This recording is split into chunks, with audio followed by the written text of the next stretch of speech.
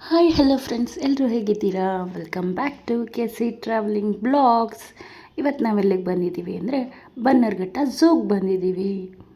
ನೀವು ಬನ್ನರ್ಘಟ್ಟ ಬರೋದಾದರೆ ಮೆಜೆಸ್ಟಿಕ್ಕಿಂದ direct buses ಸಿಗುತ್ತೆ. ಮತ್ತು ನೀವು ಓನ್ ವೆಹಿಕಲಲ್ಲಿ ಬರೋ ಹಾಗಿದ್ರೆ ಇಲ್ಲಿ ಪಾರ್ಕಿಂಗ್ ವ್ಯವಸ್ಥೆ ಕೂಡ ಇದೆ. ಇಲ್ಲಿ ದೊಡ್ಡವ್ರಿಗೆ 120 ರುಪೀಸ್ ಚಾರ್ಜ್ ಮಾಡ್ತಾರೆ, ಚಿಕ್ಕ ಮಕ್ಕಳಿಗೆ 60 ರುಪೀಸ್ ಚಾರ್ಜ್ ಮಾಡ್ತಾರೆ. ಹಾಗೆ ನಾವು ಸ್ಟಾರ್ಟಿಂಗ್ ಬಂದಾಗ ನಮಗೆ ಝೀಬ್ರಾ ಮತ್ತು ಜಿರಾಫೆ ಕಾಣುತ್ತೆ. ನಾವು ಲಾಸ್ಟ್ ಇಯರ್ ಬಂದಾಗ 2 ಜಿರಾಫೆ ಇದ್ದು, ಬಟ್ ಆದರೆ ಇವಾಗ ಒಂದೇ ಒಂದು ಜಿರಾಫೆ ಇತ್ತು. ಆದರೆ ಯಾರೇ ಆದರೂ ಝೂಗೆ ಬರೋರು ಆದಷ್ಟು ಬೆಳಿಗ್ಗೆನೇ ಬನ್ನಿ. ಝೂ 9:30ಗೆ ಓಪನ್ ಆಗುತ್ತೆ. ನೀವು ಮಾರ್ನಿಂಗ್ ಬರೋದ್ರಿಂದ ಎಲ್ಲ ಪ್ರಾಣಿಗಳು ಆ್ಯಕ್ಟಿವ್ ಆಗಿರ್ತವೆ. ನೀವು ಈಗ ಇಲ್ಲಿ ನೋಡ್ತಾ ಇರೋದು ಹುಲಿ, ಬಟ್ ಆದರೆ ಅದು ಬಿಸಿಲಿದ್ದರಿಂದ ಫುಲ್ಲು ಹಿಂದೆ ಮರದ ಹತ್ರ ಹೋಗಿ ಕೂತಿತ್ತು. ನಾವು ಎಷ್ಟು ವೆಯ್ಟ್ ಮಾಡಿದ್ರೂ ಕೂಡ ಅದು ಮುಂದೆ ಬರಲೇ ಇಲ್ಲ. ಮತ್ತು ಇಲ್ಲಿ ಮಕ್ಕಳು ತುಂಬ ಚೆನ್ನಾಗಿ ಎಂಜಾಯ್ ಮಾಡ್ತಾರೆ ಎಲ್ಲ ಪ್ರಾಣಿಗಳನ್ನ ನೋಡಿಕೊಂಡು. ನೀವು ಮಕ್ಕಳನ್ನ ಕರ್ಕೊಂಡು ಹೋದರೆ, ನಾವು ಹೋಗಿದ್ದ ಟೈಮ್ ಆಲ್ಮೋಸ್ಟ್ 1:30 ಆಗಿತ್ತು. ಆದ್ದರಿಂದ ಈ ಸೀಳ್ನಾಯಿ, ನರಿ, ತೋಳ ಇವ್ಯಾವೂ ಕೂಡ ಇಲ್ಲಿ ಹೊರಗಡೆ ಇರಲೇ ಇಲ್ಲ. ಅವಕ್ಕೆ ಅಂತ ಒಂದು ಮನೆ ಮಾಡಿದ್ದಾರೆ, ಅದರೊಳಗಡೆ ಹೋಗಿ ಎಲ್ಲ ಸೇರ್ಕೊಂಬಿಟ್ಟಿದ್ದು. ನೀವಿಲ್ಲಿ ನೋಡ್ಬೋದು. ಹಿಪೋಪಟಮಸ್ ಕೂಡ ಅಷ್ಟೇ, ಅದು ನೀರಿಂದ ತನ್ನ ಮುಖ ಕೂಡ ಹೊರಗಡೆ ಆಗಿರಲಿಲ್ಲ, ಅಷ್ಟು ಬಿಸಿಲಿತ್ತು. ಆದ್ದರಿಂದ ಅದು ನೀರೊಳಗೆ ಇತ್ತು. ಮತ್ತು ಹೀಗೆ ನೀವು ನೋಡ್ತಾ ಇರೋದು ಜಿಂಕೆಗಳಂತೂ ತುಂಬ ಇದೆ. ಹಾಗೆ ಹಿಂದೆ ಒಂದು ಜಿಂಕೆ ಇತ್ತು. ಆ ಜಿಂಕೆ ಕೊಂಬು ಎಷ್ಟು ಉದ್ದ ಇತ್ತು ಅಂದರೆ, ನಾನು ಅಷ್ಟು ಉದ್ದ ಕೊಂಬಿರೋ ಜಿಂಕೆನ ನಾನು ನೋಡೇ ಇಲ್ಲ.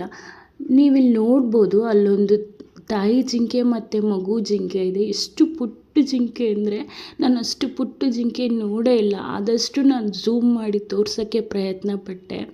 ಮತ್ತು ಹಾಗೆಯೇ ಇಲ್ಲಿ ನೋಡ್ಬೋದು ನೀವು, ಎಲ್ಲಾದ್ರ ಮುಂದೆಯೂ ಕೂಡ ಅದರ ನೇಮು ಮತ್ತು ಅದು ಏನು ತಿನ್ನುತ್ತೆ ಅನ್ನೋದೆಲ್ಲ ಕೂಡ ಡೀಟೇಲಾಗಿ ಹಾಕಿರ್ತಾರೆ. ಆನೆ ಅಂದರೆ ಯಾರಿಗಿಷ್ಟ ಇಲ್ಲ ಹೇಳಿ? ಆಲ್ಮೋಸ್ಟ್ ಎಲ್ಲರೂ ಕೂಡ ಆನೆ ಹತ್ರನೇ ಇದ್ದರು. ಆದರೆ ಎಲ್ಲ ಪುಟ್ಟ ಮರಿ ಆನೆಗಳು. ಆಮೇಲೆ ಇನ್ನೊಂದೇನೆಂದರೆ, ನೀವು ಸಫಾರಿಗೆ ಹೋದರೆ ಮೇ ಬಿ ದೊಡ್ಡ ಆನೆಗಳನ್ನ ನೋಡ್ಬೋದು ಅಂತ ಅನಿಸುತ್ತೆ. ನಾವು ಲಾಸ್ಟ್ ಟೈಮ್ ಸಫಾರಿ ಹೋಗಿದ್ವಿ, ಆದ್ದರಿಂದ ನಾವಲ್ಲಿ ತುಂಬ ದೊಡ್ಡ ಆನೆಗಳನ್ನ ಕೂಡ ನಾವು ನೋಡಿದ್ವಿ. ಹಾಗೆ ನೀವು ಇಲ್ಲಿ ನೋಡ್ಬೋದು ಎಷ್ಟು ಕ್ಯೂಟಾಗಿ ಆನೆಗಳು ಹುಲ್ಲು ತಿಂತಾಯಿತ್ತು ಅಂತ. ಹಾಗೆ ನೀವು ಇಲ್ಲಿ ನೋಡ್ತಾ ಇರೋದು ರೂಟ್ ಮ್ಯಾಪ್ ಇದೆ. ಇಲ್ಲಿ ಮುಂದೆ ಹೋದರೆ ಯಾವ್ಯಾವ ಪ್ರಾಣಿಗಳು ಸಿಗ್ತವೆ, ಎಲ್ಲಿ ವಾಶ್ರೂಮ್ ಇದೆ, ಎಲ್ಲಿ ಕುಡಿಯೋ ನೀರಿನ ವ್ಯವಸ್ಥೆ ಇದೆ, ಎಲ್ಲನೂ ಕೂಡ ಇಲ್ಲಿ ಹಾಕಿದರು. ಈಗ ನೀವು ನೋಡ್ತಾ ಇರೋದು ಭಾರತೀಯ ನರಿ. ಅದು ಒಂದೇ ಒಂದು ಚಿಕ್ಕದಿತ್ತು. ಆಲ್ಮೋಸ್ಟ್ ನಾನು ಝೂಮ್ ಮಾಡಿ ತೋರಿಸೋ ಪ್ರಯತ್ನ ಪಟ್ಟಿದ್ದೀನಿ. ನಿಮಗೆ ಕಾಣಿಸ್ತಾ ಇದೆಯೋ ಇಲ್ವೋ ಗೊತ್ತಿಲ್ಲ, ಬಟ್ ಆದರೆ ಅದು ಒಂದೇ ಒಂದಿತ್ತು. ಅದು ಚಿಕ್ಕದಿತ್ತು, ಆದಷ್ಟು ಕಾಣಿಸ್ತಾ ಇರಲಿಲ್ಲ. ನೀಟಾಗಿ ಅಬ್ಸರ್ವ್ ಮಾಡಿ ನೋಡಬೇಕಿತ್ತು. ಹಾಗೆ ನೀವು ಇಲ್ಲಿ ನೋಡ್ತಾ ಇರೋದು ಚಿರತೆಗಳು. 3 ಚಿರತೆ ಇತ್ತು, ಬಟ್ ಯಾವುದು ಕೂಡ ಮುಂದಕ್ಕೆ ಬರಲಿಲ್ಲ. ನೀವು ನೋಡ್ಬೋದು, ಅಲ್ಲೊಂದು ಓಡಾಡ್ತಿದೆ, ಮೇಲ್ಗಡೆ ಒಂದು ಮಲಗಿದೆ. ಬಟ್ ನಾವು ತುಂಬ ಹೊತ್ತು ವೆಯ್ಟ್ ಮಾಡಿದ್ವಿ, ಮುಂದೆ ಬರುತ್ತೆ ಅಂತ. ಬಟ್ ಅವು ಜನಗಳಿದ್ದಿದ್ದರಿಂದ ಬರಲಿಲ್ವೋ ಏನೋ ಗೊತ್ತಿಲ್ಲ, ಅವು ಮುಂದೆ ಬರಲೇ ಇಲ್ಲ, ಹಾಗೆ ಹಿಂದೆಯೇ ಉಳ್ಕೊಂಡಿದ್ದು. ಮತ್ತು ಈಗ ನಾವು ಮೊಸಳೆಗಳಿರೋ ಜಾಗಕ್ಕೆ ಬಂದ್ವಿ. ತುಂಬ ವೆರೈಟೀಸ್ ಆಫ್ ಮೊಸಳೆಗಳಿವೆ. ಮತ್ತು ಅದ್ರ ಬಗ್ಗೆ ಎಲ್ಲ ಕೂಡ ನೀವು ಓದ್ಕೊಂಡು ಹೋಗ್ಬೋದು. ಮತ್ತು ಮೊಸಳೆಗಳು ಯಾವುವು ಕೂಡ ಆ್ಯಕ್ಟಿವ್ ಆಗಿರಲಿಲ್ಲ. ಎಷ್ಟು ಸೈಲೆಂಟಾಗಿ ಗೊಂಬೆಗಳ ಥರ ಇದ್ದು ಅಂದರೆ, ಆ ಮೊಸಳೆಗಳು ಬದುಕಿದಾವ ಇಲ್ವಾ ಅನ್ನೋದೇ ಡೌಟ್ ಆಗುತ್ತೆ, ಆ ರೀತಿ ಸೈಲೆಂಟಾಗಿತ್ತು. ಮತ್ತು ಝೂನಲ್ಲಿ ಎಲ್ಲರಿಗೂ ಫೋಸ್ ಕೊಡ್ತಾ ಇದ್ದಿದ್ದು ಇದೊಂದು ನವಿಲು ಮಾತ್ರ ಅಂತ ಹೇಳ್ಬೋದು. ಇಷ್ಟು ತನಕ ಗರಿ ಬಿಚ್ಕೊಂಡ್ರು, ಈ ಕಡೆ ತಿರುಗುತ್ತೆ, ಆ ಕಡೆ ತಿರುಗುತ್ತೆ, ಎಲ್ಲರೂ ಫೋಟೋ ಇಟ್ಕೊಳ್ಳಿ ಅನ್ನೋ ರೀತಿ ಫೋಸ್ ಕೊಡ್ತಾ ಇತ್ತು. ಆಲ್ಮೋಸ್ಟ್ 10ರಿಂದ 15 ನಿಮಿಷ ಅದು ಹಾಗೇ ಮಾಡ್ತಾಯಿತ್ತು. ನೋಡೋಕ್ಕೆ ತುಂಬ ಚೆನ್ನಾಗಿತ್ತು. ಮತ್ತು ಅದು ಸೌಂಡ್ ಕೂಡ ಮಾಡ್ತಾಯಿತ್ತು. ಆ ನವಿಲು ಹಾಗೆ ಕುಣಿತಾ ಇರೋದು ನೋಡಿ ಯಾರು ಜನ ಕೂಡ ಆ ಕಡೆ ಈ ಕಡೆ ಹೋಗ್ತಾ ಇಲ್ಲ. ಎಲ್ಲರ ಅಟೆನ್ಷನು ಕೂಡ ನವಿಲು ಮೇಲೆ ಇತ್ತು. ಎಲ್ಲರೂ ಕ್ಯಾಮ್ರಾ ಆನ್ ಮಾಡಿಕೊಂಡು ನವಿಲನ್ನೇ ನೋಡ್ಕೊಂಡು ನಿಂತ್ಕೊಂಡ್ಬಿಟ್ಟಿದ್ರು. ಎಷ್ಟು ಜನ ನಿಂತಿದ್ರು ಅಂದರೆ, ಅದಕ್ಕೆ ತಕ್ಕನಾಗ ಆ ನವಿಲು ಕೂಡ ನೀವೇ ನೋಡ್ಬೋದು ಇಲ್ಲಿ ಹೇಗೆ ಹಿಂದೆ ತಿರುಗುತ್ತೆ ಅಂತ. ನೋಡಿ ನೀವೇ, ಹಿಂದೆ ತಿರುಗುತ್ತೆ, ಮುಂದೆ ತಿರುಗುತ್ತೆ.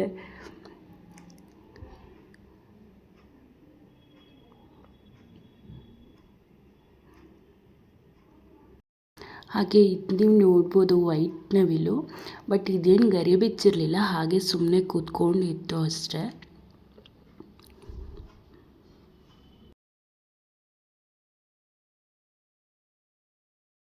ಇವಾಗ ನೀವಿಲ್ಲಿ ನೋಡ್ತಾ ಇರೋದು ಕಾಡಿನ ರಾಜ ಸಿಂಹನ. ಸಿಂಹ ನೋಡಿ ಹೇಗೆ ಆಕ್ಳಿಸ್ತಾ ಇದೆ ತಿಂದ್ಬಿಟ್ಟು ಅಂತ.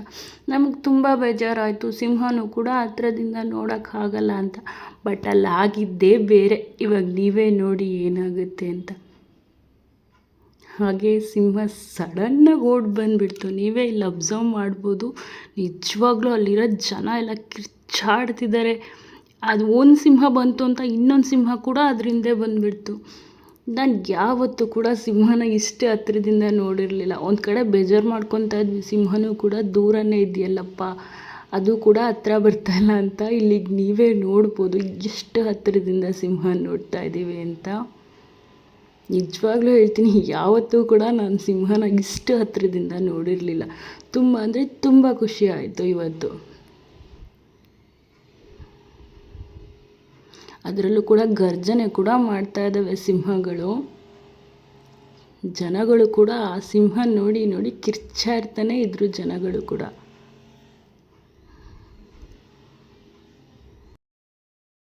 ನಾನಂತೂ ನಿಜವಾಗ್ಲೂ ಅಂದ್ಕೊಂಡಿರಲಿಲ್ಲ ಇವತ್ತು ಸಿಂಹನ ಇಷ್ಟು ಹತ್ತಿರದಿಂದ ನೋಡ್ತೀನಿ ಅಂತ. ನಿಜವಾಗ್ಲೂ ಇವತ್ತು ಬನ್ನರ್ಘಟ್ಟಕ್ಕೆ ಬಂದಿದ್ದು ವರ್ತ್ ಅಂತ ಅನ್ನಿಸ್ತು ನನಗಂತೂ.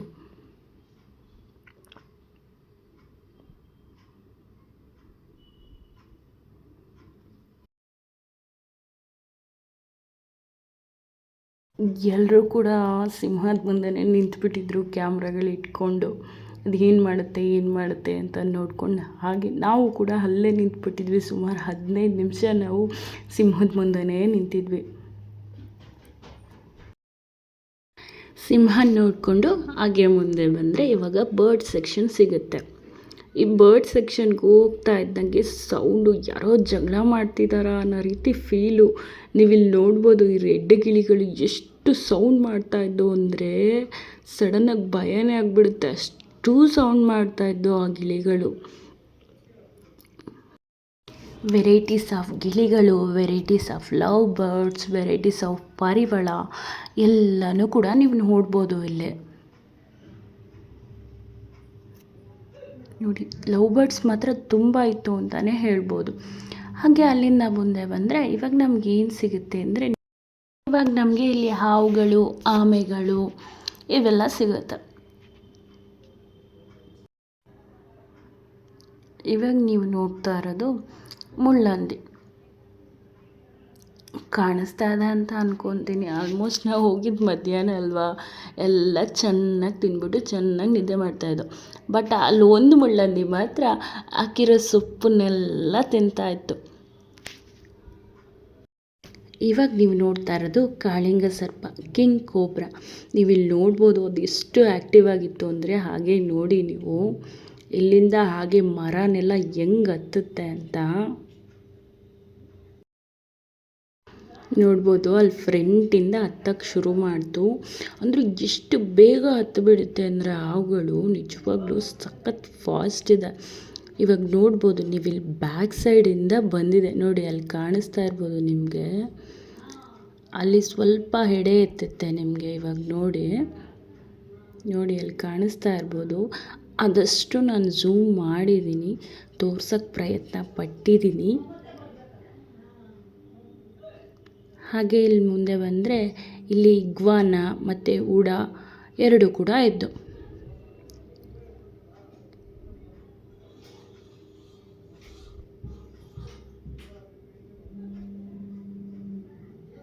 ಮತ್ತು ಇಲ್ಲಿ ನೀವು ನೋಡ್ತಾ ಇರೋದು ಕೆರೆ ಹಾವು. ಇವು ಅಷ್ಟೇ ತುಂಬ ಆ್ಯಕ್ಟಿವ್ ಆಗಿತ್ತು. ಎಷ್ಟು ಬೇಗ ಸರ ಅಂತ ಬಂದುಬಿಡ್ತಾ ಇದ್ದವು.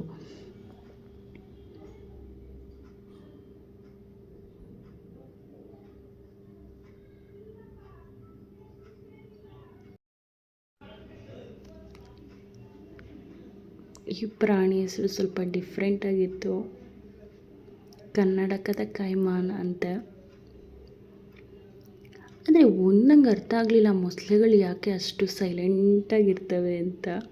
ಕಣ್ಣು ಮಾತ್ರ ಮಿಟುಕಿಸ್ತಾ ಇರ್ತವೆ, ತಮ್ಮ ಬಾಡಿ ಅಂತೂ ಒಂದು ಚೂರು ಕೂಡ ಅವು ಅಲ್ಗಾಡಿಸಲ್ಲ.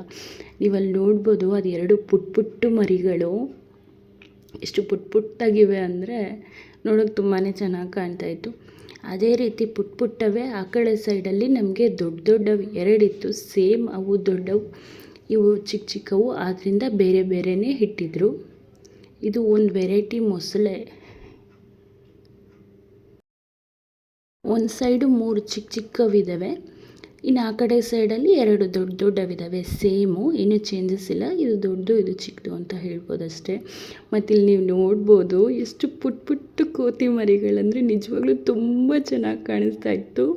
ಅದರಲ್ಲಿ ನೀವು ಅಲ್ಲೊಂದು ನೋಡ್ತಿದ್ದೀರಲ್ಲ, ಆ ಪುಟ್ಟ ಮರಿ ಎಷ್ಟು ಚೆನ್ನಾಗಿ ಹತ್ತುತ್ತಾ ಇತ್ತು ಅಂದರೆ ತುಂಬ ಚೆನ್ನಾಗಿತ್ತು. ಅದನ್ನು ನೋಡೋಕ್ಕೆ ಒಂಥರ ಖುಷಿಯಾಗುತ್ತೆ ಅಂತ ಹೇಳ್ಬೋದು. ಈಗ ನೀವು ನೋಡ್ಬೋದು ಅದು ಹೆಂಗೆ ಮೇಲೆ ಹತ್ತುತ್ತಾ ಇದೆ ಅಂದರೆ, ಅದು ಹತ್ತುತ್ತಾ ಇರೋದು ಎಲ್ಲಿ ಬಿದ್ದೋಗುತ್ತೋ ಅಂತ ಅವರಮ್ಮ ಬಂದು ಹೆಂಗೆ ಇಟ್ಕೊಳ್ಳುತ್ತೆ ನೋಡಿ. ತಾಯಿ ಅಂದರೆ ಎಲ್ಲ ಪ್ರಾಣಿಯಾಗಿರ್ಬೋದು, ಮನುಷ್ಯರಾಗಿರ್ಬೋದು, ಎಲ್ಲದರಲ್ಲೂ ತಾಯಿ ಅಂದರೆ ತಾಯಿನೇ ಅಂತ ಹೇಳ್ಬೋದು. ಅಲ್ಲಿ ನೋಡಿ ಅವರಮ್ಮ ಬಂದು ಎಷ್ಟು ಚೆನ್ನಾಗಿ ಎಲ್ಲಿ ತನ್ನ ಮಗು ಬಿದ್ದೋಗುತ್ತೋ ಅಂತ ಎತ್ಕೊಂಡು ಕೆಳಗಿಳಿತಾ ಇದೆ ಅಲ್ವಾ. ಅದಕ್ಕೆ ಹೇಳೋದು ಅಮ್ಮ ಅಂತ. ಇವಾಗ ಲಾಸ್ಟು ಬಾತುಕೋಳಿ, ಕೊಕ್ಕರೆ ಇವುಗಳು ಬರ್ತವೆ. ತುಂಬ ವೆರೈಟೀಸ್ ಆಫ್ ಕೊಕ್ಕರೆಗಳಿದ್ದವು. ನಿಜವಾಗ್ಲೂ ದೊಡ್ಡ ದೊಡ್ಡ ಕೊಕ್ಕರೆಗಳೆಲ್ಲ ಇದ್ದವು. ಬಟ್ ಇಲ್ಲಿ ನೀಟಾಗಿ ಕಾಣ್ತಾ ಇಲ್ಲ ಅಷ್ಟೇ, ಯಾಕಂದರೆ ಅವೆಲ್ಲ ಸ್ವಲ್ಪ ದೂರದಲ್ಲಿದ್ದು, ಆದ್ದರಿಂದ ಸ್ವಲ್ಪ ನೀಟಾಗಿ ಕಾಣ್ತಾ ಇಲ್ಲ ಅಂತ ಹೇಳ್ಬೋದು. ನೀವಿಲ್ಲಿ ತುಂಬ ದೊಡ್ಡ ದೊಡ್ಡ ಕೊಕ್ಕರೆಗಳನ್ನ ಸಹ ನೋಡ್ಬೋದು, ಬಾತುಕೋಳಿಗಳನ್ನ ನೋಡ್ಬೋದು. ತುಂಬ ಕಲರ್ಫುಲ್ ಕೊಕ್ಕರೆಗಳು ಸಹ ಇಲ್ಲಿದೆ. ಮತ್ತು ಅದ್ರ ಬಗ್ಗೆ ನೀವು ಇನ್ಫಾರ್ಮೇಷನ್ ಕೂಡ ನೀವಿಲ್ಲಿ ತಗೋಬೋದು. ಹಾಗೆ ನಿಮ್ಗೆ ಇನ್ನೊಂದು ವಿಷಯ ಹೇಳಬೇಕು ಏನಂದರೆ, ಝೂ ಒಳಗಡೆ ಯಾವುದೇ ರೀತಿಯಾದಂತಹ ಪ್ಲಾಸ್ಟಿಕ್ ಕವರ್ಸ್, ಪ್ಲಾಸ್ಟಿಕ್ ಬಾಟಲ್ಸ್ನ ಅಲೌಡ್ ಇಲ್ಲ. ಎಂಟ್ರಿಯಲ್ಲೇ ನಮ್ಮ ಬ್ಯಾಗ್ನೆಲ್ಲ ಚೆಕ್ ಮಾಡ್ತಾರೆ. ಆ ರೀತಿ ಯಾವುದಾದ್ರು ಪ್ಲಾಸ್ಟಿಕ್ ಕವರ್ಸ್, ಬ್ಯಾಗ್ಸ್ ಇದ್ದರೆ ನಾವು ಅಲ್ಲೇ ಹೊರಗಡೆ ಬಿಟ್ಟು ಬರಬೇಕಾಗುತ್ತೆ. ಆದ್ದರಿಂದ ಅಲ್ಲಿ ಲಗ್ಗೇಜ್ ಕೌಂಟ್ರ್ ಕೂಡ ಇದೆ. ನೀವು ಲಗ್ಗೇಜ್ ಕೌಂಟ್ರಲ್ಲಿ ಇಟ್ಟರೆ ಆಮೇಲೆ ರಿಟರ್ನ್ ಹೋಗ್ಬೇಕಾದ್ರೆ ನೀವು ತೊಗೊಂಡು ಹೋಗ್ಬೋದಾಗಿದೆ. ಆದ್ದರಿಂದ ಆದಷ್ಟು ಸ್ಟೀಲ್ ಬಾಟಲ್ನ ತೊಗೊಂಡು ಬರೋದು ಒಳ್ಳೆಯದು ಅಂತ ಹೇಳ್ಬೋದು. ಹಾಗೆ ಇಲ್ಲಿ ಲಾಸ್ಟು ನಾವು ಕೋತಿ ನೋಡಿಕೊಂಡು ಹಾಗೆ ನಾವು ಹೊರಗಡೆ ಹೋದ್ವಿ. ಹೊರಗಡೆ ಹೋಗ್ತಾ ಒಂದು ಫಿಶ್ ಟ್ಯಾಂಕ್ ಕೂಡ ಸಿಗುತ್ತೆ. ತುಂಬ ಚೆನ್ನಾಗಿದೆ ಅಲ್ಲಿ ಕೂಡ ಫಿಶಸ್. ನನ್ನ ವಿಡಿಯೋ ಇಷ್ಟ ಆದರೆ ದಯವಿಟ್ಟು ಒಂದು ಲೈಕ್ ಮಾಡಿ, ಶೇರ್ ಮಾಡಿ, ಕಮೆಂಟ್ಸ್ ಮಾಡಿ. Thank you.